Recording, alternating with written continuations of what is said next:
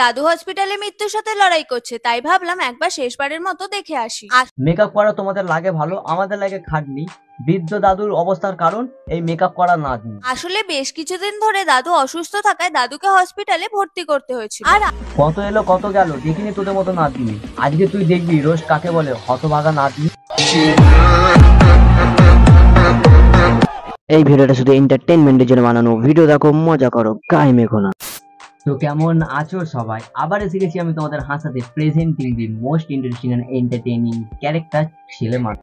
তো আজকে তোমাদের দেখাবো না, কিছু শেখাবো কিভাবে অসুস্থ দাদুকে মেকআপ করে মার্ডার করতে হয়। তো চলো ভিডিওটা শুরু করা।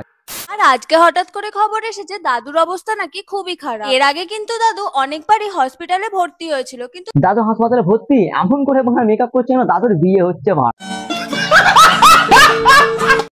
আর মুখে এটা কি মলম মাখছো? সত্যি কথা বলতে আমাদের এখানে হাসপাতালে পোঁদে যখন ভাজা বা চিনচানি হতো ঠিক ওরকমই মলম দিতে। হ্যাঁ ওইটা কি ওরকমই মলম? হ্যাঁ বলো একবার বলো। কিন্তু তারপরেও সুস্থ হয়ে বাড়ি ফিরে এসেছিল, তাই প্রথম দিকে মনে হচ্ছিল যাবো না, পরে দাদু হাসপাতালে আবার ভর্তি হবে কি হবে জানি না। তোমার মেকআপ করা ঠিক চালু আছে, বলো না যে মেকআপ করার জন্য দাদুকে অসুস্থ করে হাসপাতালে ভর্তি করে দিচ্ছ। তাহলে এইখানে কি শিখলাম?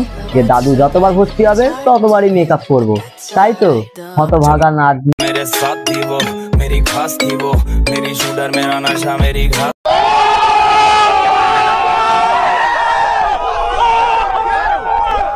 মনে হলো যাই গিয়ে একবার দেখেই আসি। আর যাচ্ছি শুধু একটাই কারণে, কারণ মেকআপ করার ভিডিও দিতে হবে কেনে।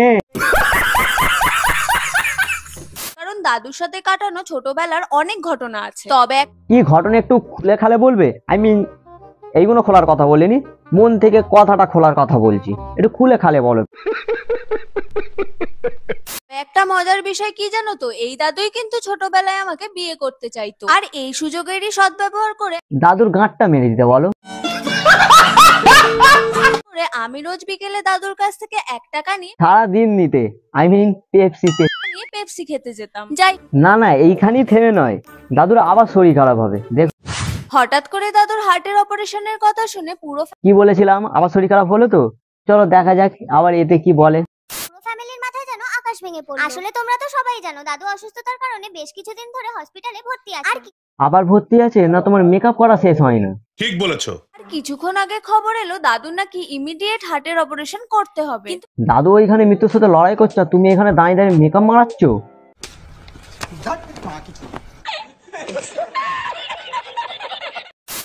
কিছু অশিক্ষিত ছোট লোক মেন্টালিটির মানুষরা কমেন্ট করছে যে আমি নাকি বিয়ে বাড়ি যাচ্ছি। যারা কমেন্ট করেছে তারা ঠিকই করেছে। ছোট লোক মেন্টালিটি মানুষ দেখে তো তোমাকে মনে হচ্ছে যেভাবে মেকআপ করেছো মনে হচ্ছে বিয়ে বাড়ি নয়, ওই যে চন্দ্রগ্রহণ লাগার আগে তুমি চন্দ্রটাকে গিলতে যাচ্ছ।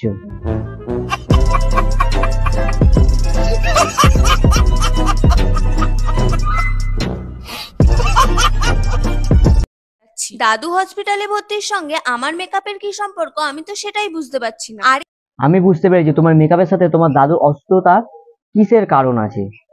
अबे जल्दी बोल, कल सुबह पनवेल निकलना। এই কারণ যে তুমি এখন মেকআপ করে তোমার দাদুকে দেখতে যাচ্ছ। দুদিন পর যদি পটল তোলে সাধ্য বাড়ির ব্লগ বানাতে হবে, তাই না? মেন্টাল মেয়ে ছেলে। সঠিক বলেছেন।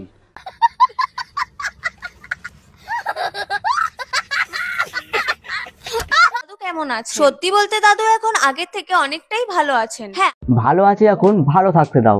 এই তোমার এই বিদঘুটে মেকআপ দেখিয়ে জানো না আবার অসুস্থ করে দাও, সরি মেরে দিতেও পারো। তো যাই হোক, দাদু ভালো থাকলেই ভালো, আর তুমি তোমার মেকআপটা কম করলেই ভালো। চলো বাদ দাও, অনেকটাই নাক গলিয়ে ফেললাম। ভিডিওটা কেমন হয়েছে কমেন্টে জানিও। ভিডিওটা ভালো লাগলে লাইক দিস ভিডিও, আর ভিডিওতে নতুন হয়ে থাকলে চ্যানেলটিকে সাবস্ক্রাইব করে দিও। দেখা হচ্ছে অন্য কোনো ভিডিওতে, ততক্ষণ বাই, লাভ ইউ।